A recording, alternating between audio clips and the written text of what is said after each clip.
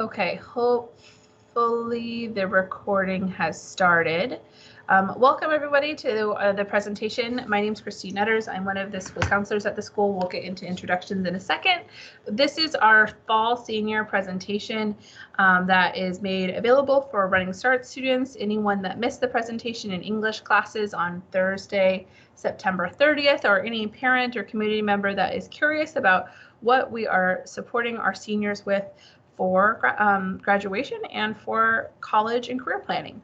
So I'm going to get started and we'll introduce ourselves. We're dealing with a little bit of technical stuff. So if you guys notice us being like, it's as we're kind of figuring out getting the tech all supported. Okay, so let's start with the team. Ms. Nguyen is the counselor for students A through F.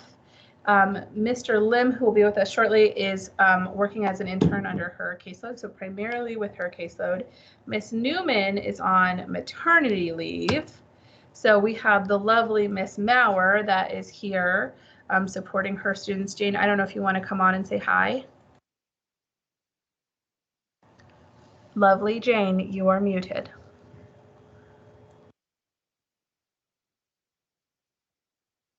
Okay, now I'm unmuted. I'm happy to be here and happy to work with all of the students G through N.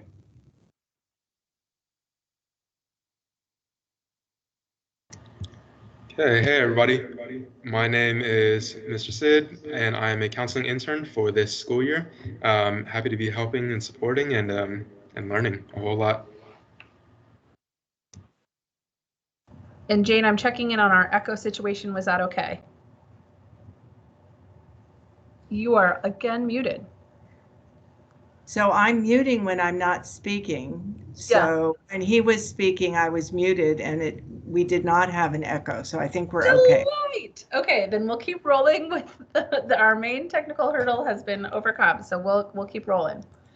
Okay, so today what we're going to talk about is preparing for graduation and for college process.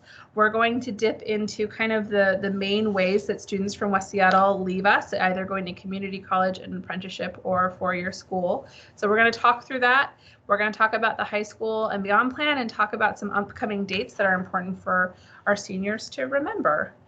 Before we kind of dive into that, I want to just remind everybody that we know that when we talk about life after high school, that can make you start to feel pretty activated and like a little bit anxious in your body as we think about leaving your friends, leaving behind high school in this like very unusual way that you have experienced high school. It can bring a lot of feelings to the surface.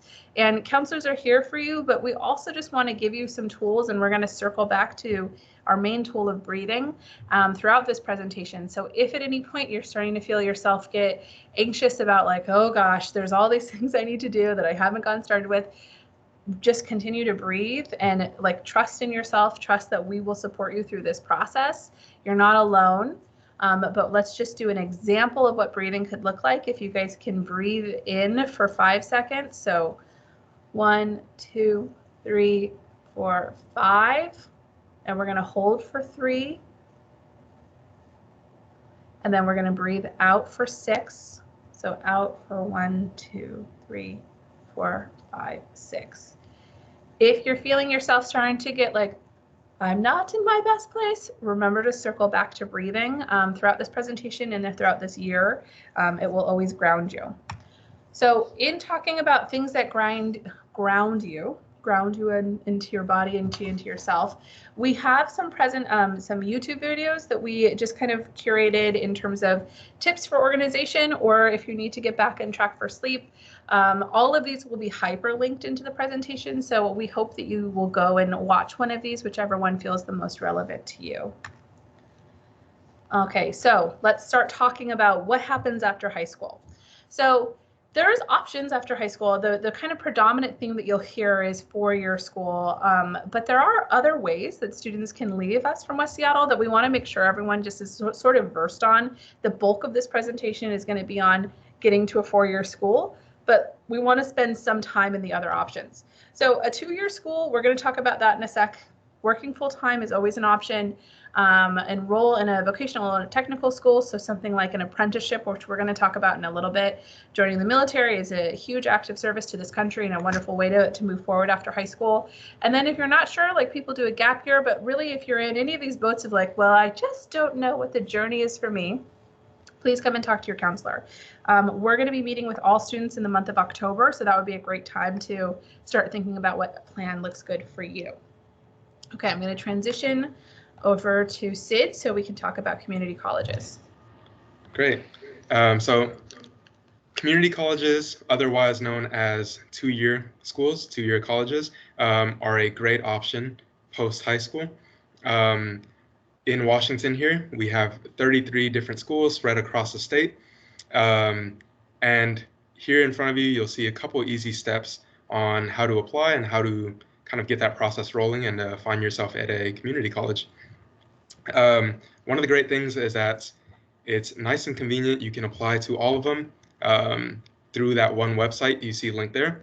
And then afterwards, after the January 1 deadline, you can apply to any individual ones too, if you're still wanting to.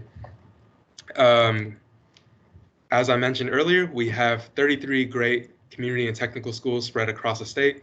The closest one here to West Seattle High School is, of course, South Seattle Community College, or South Seattle College actually now. One thing to note is that each of the community and technical colleges offer an array of programs and then specifically offer some specialized programs too. So kind of depending on what your interests are, what your career goals are, attending one community college over another might be of interest to you. In addition to our two-year schools, we also have a variety of apprenticeships and trade schools, vocational schools that are highly specialized in certain career fields. So if you know that you're wanting to go into something relating to, let's say, mechanics, for example, you can attend a school and get specific training on that area.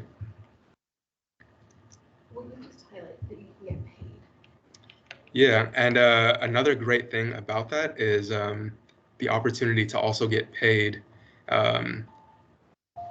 pretty well after completing those programs and throughout your career in those fields too.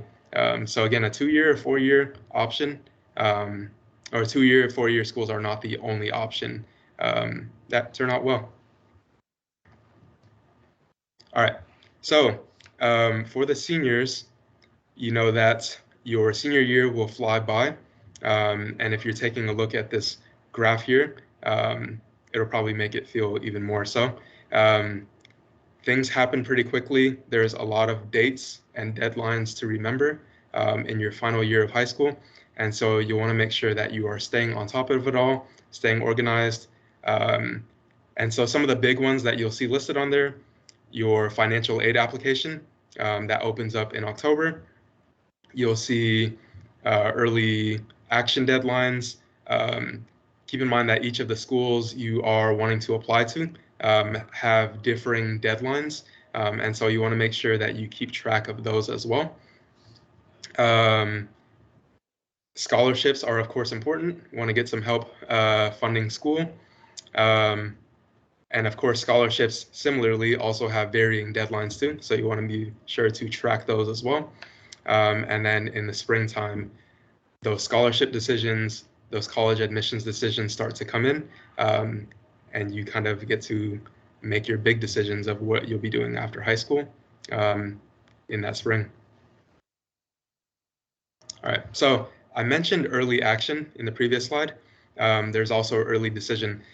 So the key thing to remember about the two application types is that one is binding, which is early decision, meaning that once you apply to the school, if you're admitted, you are essentially making a contract to attend that school. And on the other hand, early action is if you apply earlier, you receive an admissions decision much earlier, but you're not binded to attending that school. All right, so couple key components of the college application. There is the application itself, which generally includes an essay, some short answer questions, basic information about yourself. Some of them may include a resume/activity log, and then your academic history. The next thing to note, on the previous slide, are test scores. Keep in mind, some schools require them and other schools don't. And so you'll want to make sure that you look that up to see if that college you're applying to needs them or not. Letters of rec, again, some schools require them and others don't. We'll get into some more information about requesting letters of recommendation a little bit later on. But again, make sure you check to see if you need them or not. Your transcripts, all schools will require that. So be sure to connect with your counselor to request that those are sent out directly to the schools you're applying to. Next up is the fee waiver. Again, talk to your counselor if you need to know if you qualify or not. Definitely take advantage of that because we don't want you to pay for a college application if you don't have to. There is the FERPA waiver, which waives your rights for your academic transcripts and your letters of recommendation to be sent to the school. And then finally, that last piece is the portfolio. So depending on what academic program, major you're applying to, school you're applying to, they may require a portfolio of your previous work. Not all schools require it, but as I mentioned before, check to see if the college you're applying to does. All right. Miss Nguyen just joined us. What a treat. So we are going to be kind of adjusting our order as we go. What a treat to see us work on our feet. Do you want to do, Erica, do you want to take the next set or do you want to keep going, Sid? Erica, do you want to hop on for FERPA? Give me a minute. Give me the next slide.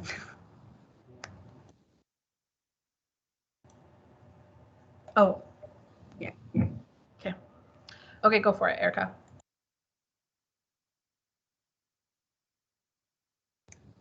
All right, so FERPA, which stands for Family Educational Rights and Privacy Acts, the point of it is to protect your privacy as a student, information being given to organizations, outside programs. And so part of the process, though, is to waive your rights. And I know that sounds interesting, but the purpose of it is for us as counselors to be able to share information about you, such as your transcripts, your grades, what classes you've taken, just so then colleges have that information to be able to assess your application thoroughly. And so a lot of college applications, as you fill them out, will ask you to waive your rights and sign a FERPA. And so mostly the Common App is what we'll emphasize. It's mandatory in order for us to be able to not only upload your transcript, but also for us to be able to submit letter recommendations. And so that's part of the information that we'll be sharing with colleges. So like I said, it sounds scary. It's not. All we're doing is giving some general information about you as a student. I like to think of it as one of the things that's nice about when you go to college is that you are in the driver's seat. Like if your parents call, if we call and are like, hey, I just want to hear about my former student, they'll be like, I don't know you. We can't talk to you. FERPA is how we get permission, or you are giving colleges permission to get information from us. And because we will need to send a transcript and a letter, we need your permission to be able to send all of that. And that's what the FERPA is covering.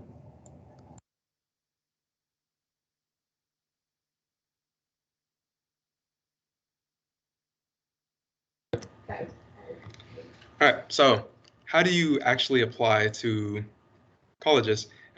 So there are a couple different ways, but we've listed the three big ones here. There is the Common App. Some of you may have heard about it now. And the Coalition App. Both of those are websites that you fill out your application and then a variety of different colleges partner with the Common App or the Coalition App. So it's kind of a one-stop shop where you'll fill out an application and then you'll be able to send out that application to all of the schools that you want that use the Common App or the Coalition App. So an example for the Common App would include Seattle University, and an example for the Coalition app would be the University of Washington, and plenty of other private schools, public schools too. And then finally, that third option that you'll see there are the college-specific applications. And so these are the schools that aren't on either the Common or Coalition app, that you'll actually have to go directly on the school's website and apply using their own unique application. All right. And now on to personal statements. Just about every college you apply to will require a personal statement. And this is their opportunity and your opportunity to tell the college about yourself. The colleges receive your transcripts, they receive letters of recommendation, test scores, but that personal statement is your chance to talk about you in your own words, and colleges do love to hear that. So some tips on the personal statement: make sure that you are showing the college and not just telling them, if that makes sense. So narrate it, tell a story, and be reflective as well. Colleges want to hear about your personal growth and learning and goals. Personal statements are typically around 500 to 600 words, so about 2 pages or so. Please don't submit a first draft. Make sure you have some friends take a look, have a teacher take a look, your English teacher maybe, or your counselor, whoever it may be, to give you insight, some pointers. And then finally, this is a big one that's pretty common. Make sure that it's addressed to the correct college that you're applying to. So if you wrote a personal statement for the University of Washington, make sure you edit that UW name out before you send it to UCLA or whoever it is.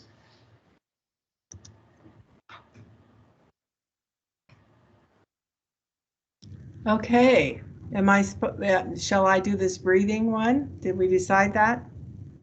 Okay, so during this time, it does get kind of intense, and a lot of people have a lot of worries and concerns about if they're going to be accepted, if their application is going to get there on time, if their personal statement is a strong statement about themselves. So one of the things that I think is really important is that you think in a positive way and that you breathe in a low, deep way, and that you take some time to clear your head of all of the pressure that is surrounding you. So we're going to, first of all, just turn our heads around so our necks are comfortable and not tense. Relax our shoulders. That's really important. Being on the computer, we're often really with our shoulders up by our ears. Relax our shoulders. And then take a deep breath in, very low, below your rib cage. Just a deep breath in. Now breathe. Count 1, 2, 3, and exhale.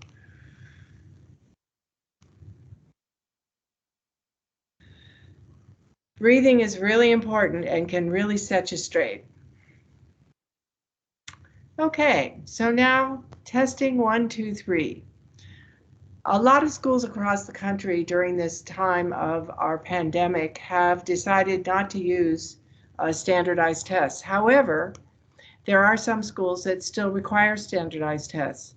So it's important for you to look at the schools that you're applying to see what they are asking for in relationship to test taking. Now there seems that there are 1,685 colleges which are where tests are optional for admissions. That would be tests such as the SAT or the ACT. And 700 colleges, that's really a lot, have decided not to use testing indefinitely. However, it's really important that you check with the colleges that you're thinking about applying to see if you should have a standardized test. And we are offering, I believe it's October 13th here. You need to be here early in the morning by 8:15, I would say. And we will be testing, the seniors will be taking an SAT. It's free, and you can definitely use those scores if a college requests an SAT score. And so I think it's really important that you think clearly and concisely about the testing options for your colleges. Requesting transcripts. Okay, there's a number of ways to request transcripts, and it kind of depends on the college that you're attending. So to many colleges, you will request your transcripts through Naviance. Now, Naviance is a program that all of you have on your district computer. And in Naviance, there's a list of colleges that you have set up. And through that list of colleges, you are able to send your transcript to those colleges through the Naviance app. The Common Application does not use Naviance, and so therefore your counselor or the counseling department will be uploading your transcript to if you're on the Common App, if you're using the Common Application. If you need a formal copy of your transcript for some reason, you may email our registrar, and there's the email there in the slide, Miss S, at the bottom here, there's her email, and she will email you a copy of your transcript or your historical grades. Next. Letters of recommendation.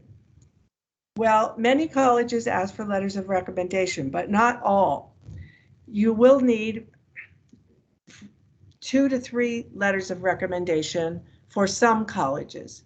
Therefore, you need to ask 3 adults, such as a teacher, your favorite teacher, or the teacher of your favorite class, a community member, or possibly an employer if you're working. These recommendations you should give the recommender at least a month's notice because they will have to write about you. You should also give them a resume and talk to them briefly about your plans for college so that they can write a good letter. I think that it's important to think about this because it's very difficult for a recommender if someone just shows up at your door and says, will you write me a letter of recommendation? And I need it by tomorrow because my Common App is due. That's a really difficult set of circumstances. So you really need to think about the fact that you need to have some people, some teachers and community members or an employer that could possibly write you a letter of recommendation. I guess we're going to have complete a senior recommender packet, and it's being updated right now, but it will be on your Schoology page. The letter of rec packet deadlines, college application deadlines. Late packets may result in LORs, submitted the application due date or transcript only sent without a letter. Okay, letters can be submitted after your application is submitted and it won't impact the admission. So sometimes the letters come slightly later than your general application, but you can, in fact, most times the letters are uploaded into the application. So therefore, you may finish the rest of your application, the general part of your application, your personal statement, etc., before the letters of recommendation. But here are our due dates that we've suggested. Okay, Jane, I'm going to pop on because we're resorting them with Erica in there. The main thing for a letter of rec packets is to know you need to give us time. We write about 40 to 50 a year, so that takes time to do. And typically we ask for 3 weeks. So this is kind of a guide of like, okay, if my deadline, if I'm applying to UW, then I need to know that I need to be submitting it to my counselor by October 18th. So let's talk a bit about some changes that we have to the application this year and then go over to a little bit of tips. Ms. Maurer mentioned testing, so that should be a huge piece that like probably will be changed for your guys' application this year. One thing that is new for West Seattle this year is there's a district policy that we are not supposed to be sharing rank. It's a district rule. And we've accidentally been doing that. So it was brought to our attention, and so now we're not disclosing class rank. It's in large part because the calculation is an incorrect calculation. So, you know, we want to give accurate information about our students. It's also not on the state of Washington's public school transcript. Every school has any school that is in the state of Washington won't have as a district decision if they're going to disclose the rank. And it has not been an issue for anyone I've ever heard of that schools don't disclose rank. Colleges can recalculate GPAs, they can redo whatever they need to do on their end to get an accurate feel for you. Rank was never a huge piece of how they made decisions about students. So in every application, this is a screenshot from the Common App. There should be a button for you to choose that says my school does not rank, and that's what we'll have you guys select. So just some general tips, and Sid, if you want to take any of these, just look at me and I'll send them your way. The kind of biggest one that's obvious and is to say, like, make sure it's accurate, like make sure you're talking about the right school. It's really common to have like one general essay prompt and then to update that per school. But, you know, a lot of times people don't do that and they're like, I love UW, it's my #1 school, but they actually have like Eastern on the essay. So like make sure that's accurate. I don't think you all understand always that your social media can be searched and found, and some admissions people will do that. So make sure you look appropriate or you have it locked down so people can't see you. Make sure the email you're using is appropriate. You have the name that you apply with match the name on your transcript. You know, just take things seriously and be thoughtful about how you are applying to things. Do you want to pop on for that? Yeah. Okay. All right. So please make sure to answer the prompt in your college applications. So sometimes your personal statement that you've written isn't necessarily a one-size-fits-all.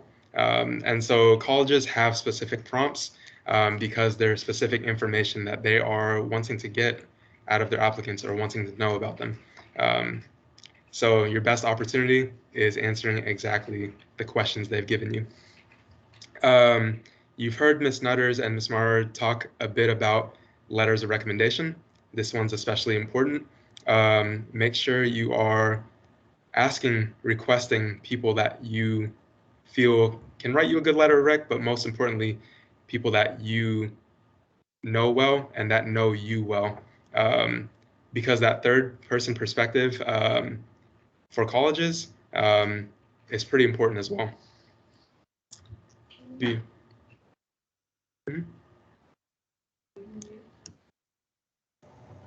Okay, I just have to pop on to say, you know, obviously, like I started in February, Ms. Maurer is your substitute counselor for Ms. Newman. We don't have the same amount of context. That's why the letter of recommendation packet for the counselor is pretty, like, we're gonna ask you to dig deep and answer questions so that we can express as well as we can and write as well as we can the excellence that is within you. So for your teacher letters, 100% people that know you. I know sometimes you don't get a choice and you have to have a counselor letter. So dig deep when you're writing that packet. Cool. And one additional thing I will add about that is that the more information you can provide to your teachers, to your counselors, the more they can work with to write about you. So put everything on there that you can. Next point is review your application before submitting it. Check for any errors, make sure all the information that's necessary is filled out to give yourself, again, the best shot. So make sure you're filling out the whole entire application, each page correctly. And I mentioned fee waivers earlier, but make sure you check to see if you're eligible for one. And if you are, please do utilize them. We don't want you to pay for something if you don't have to.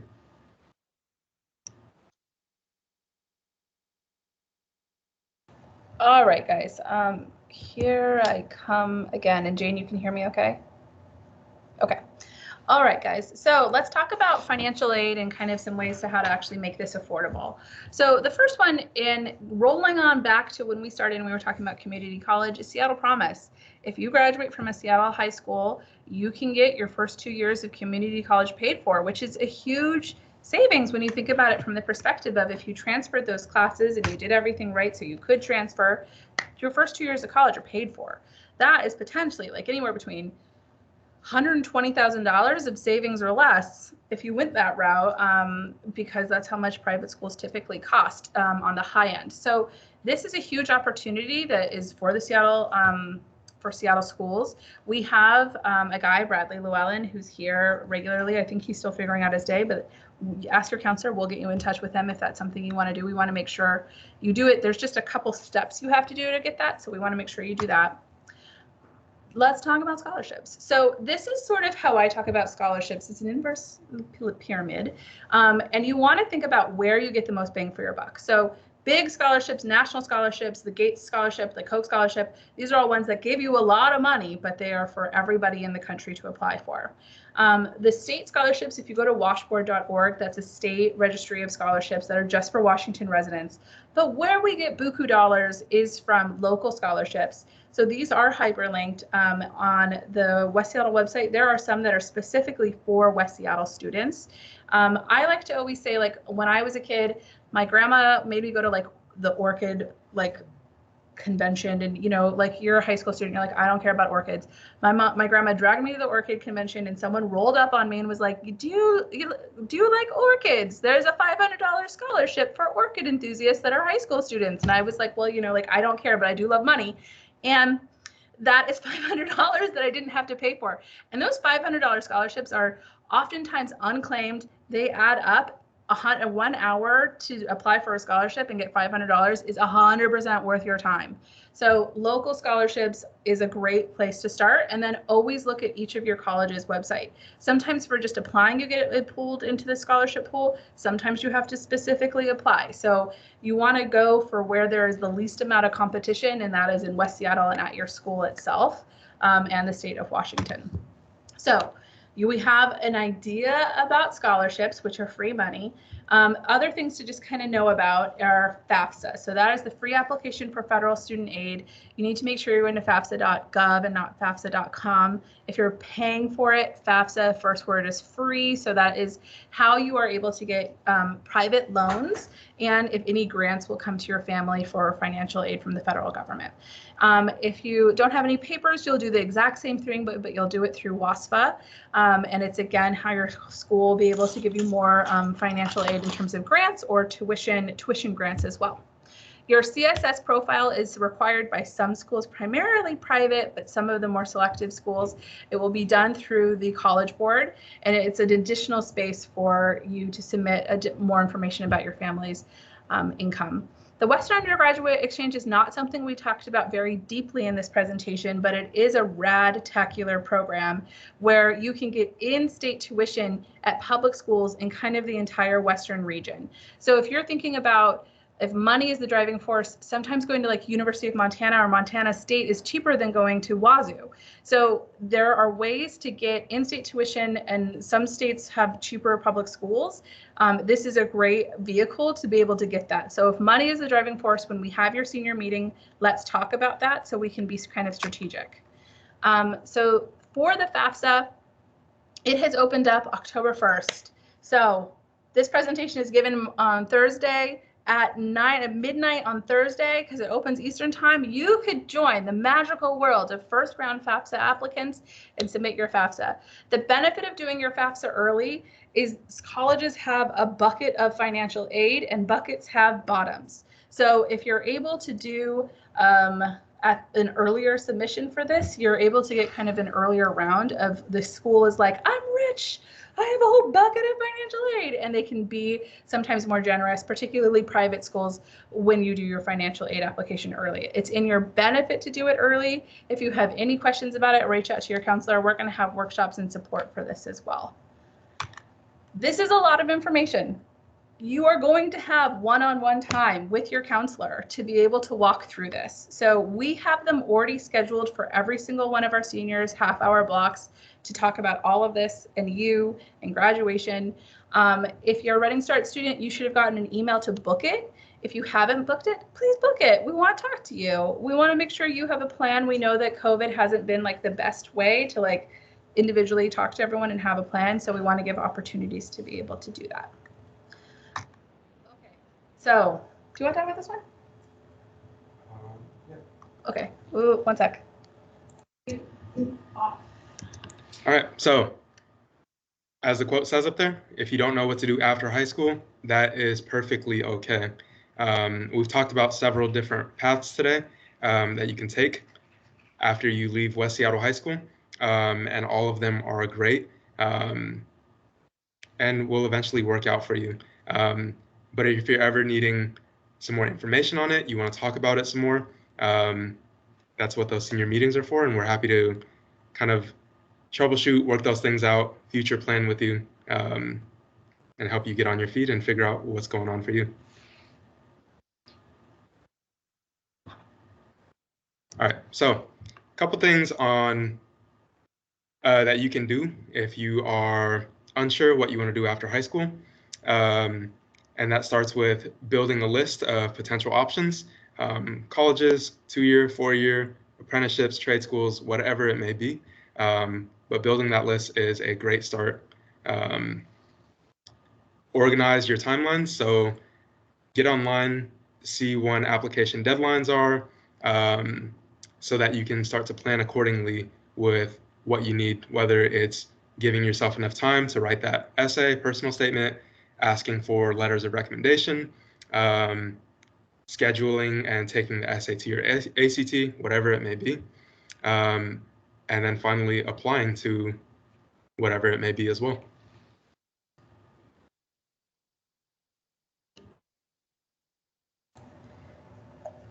Basically, if you want to go to college, but you haven't done your work, the first thing is to make a list. And we're going to talk about how to make a list in a second here. But the biggest thing is to know that you 100% can do this. You 100% can do this. Most of the 99% of the teachers and staff in the school have all gone to college. We've all walked through the step of trepidation of how do I know I'm going to have the right school? How am I going to pay for this? We've all done this. We can help you do this. You 100% can do this. Just take deep breaths. It'll be okay.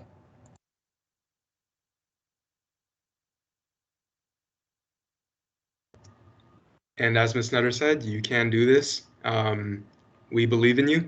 And I'll also add that I currently work as a college admissions counselor. So I'm one of those people that you actually apply to. And I review applications, read your essays, and I make those decisions. And so college applicants come from all types of experiences and backgrounds. So whatever experiences you have, whatever you have going on for you, feel confident in applying, put your best foot forward. I'll tell you that most college admissions counselors are looking for reasons to admit students, not deny. So again, give it your all and be confident with what you're submitting.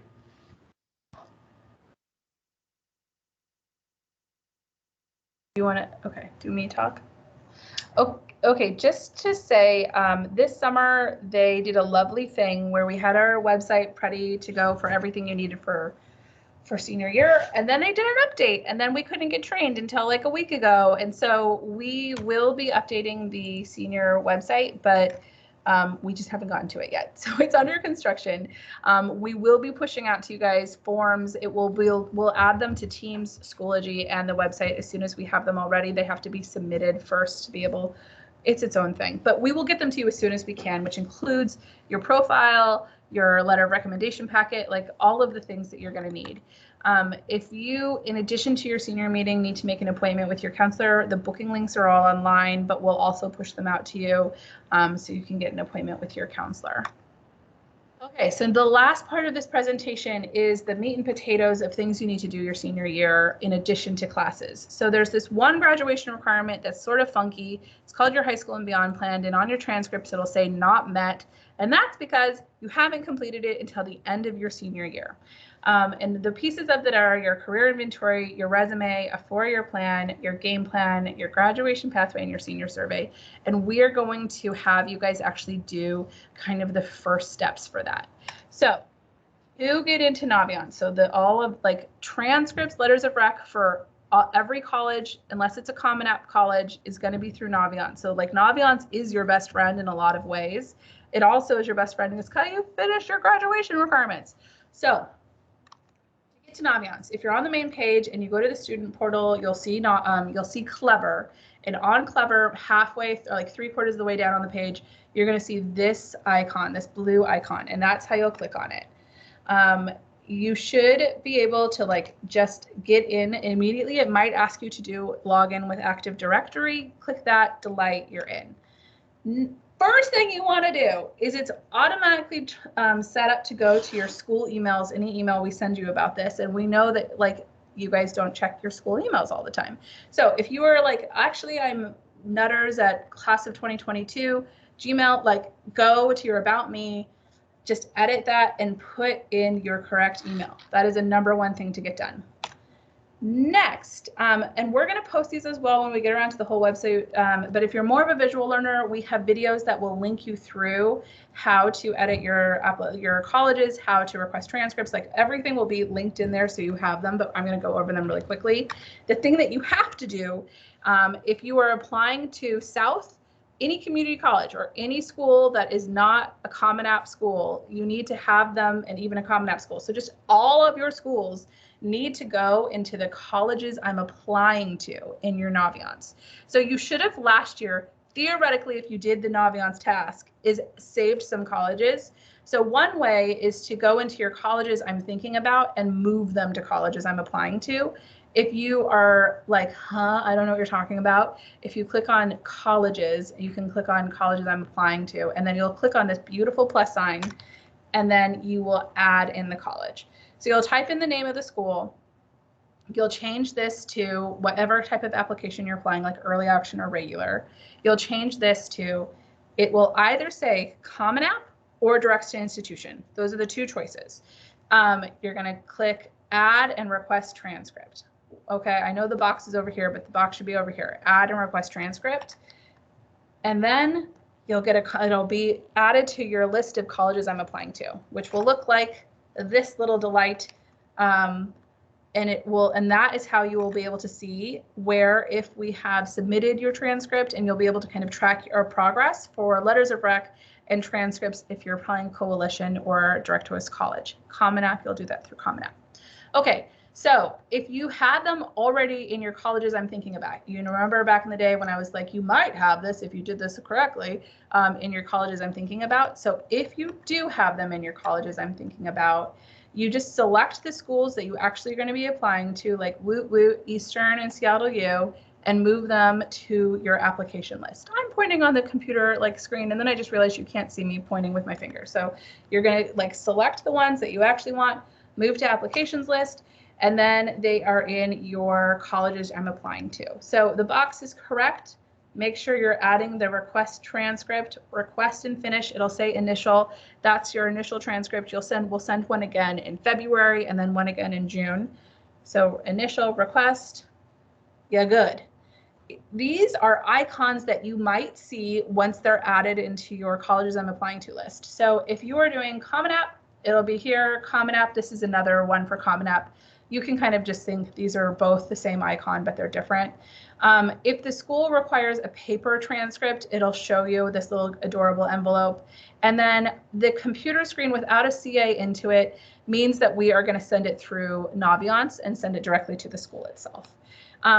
If Send EDU is something that you have requested, you don't need to do any of that because that will actually be completed through Naviance. So if you give us a Send EDU, we're going to make sure it's on your colleges you're applying to list and then send it that way instead. So transcripts, letters of rec to anything but Common App are in Naviance, home for everything that goes out.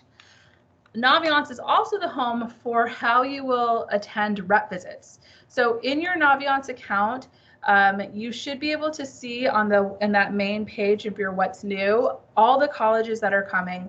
We're still in the process of getting them added, so I would check back to them pretty regularly, but that's how you'll register for virtual college visits. They're going to be in the cafeteria in the little like College Possible room. We'll send directions for where that will be, but it will be virtual, projected for you guys to be able to attend college visits. That's kind of the meat and potatoes of this presentation. We've talked about college, 2-year college, we've talked about apprenticeships, we've talked about 4-year college, we've talked about your high school and beyond plan. You know, we covered it all. There's nothing, we covered it all. If you have any questions, you'll do that one-on-one with your counselor in your senior meeting. You are a delight. We believe in you. You can 100% handle this. I'll mute in case anyone else wants to pop on.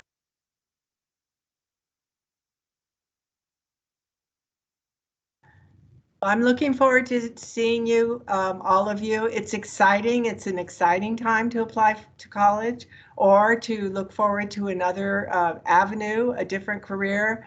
I love these meetings. I'm really excited to meet with you one-on-one and have enough time to talk through in depth some of your ideas. And hopefully we'll get you all set and ready to go. Yeah. Best of luck to all of you. I know it sounds like a lot, but enjoy the process while it's here. And remember, all of these people are here to help you.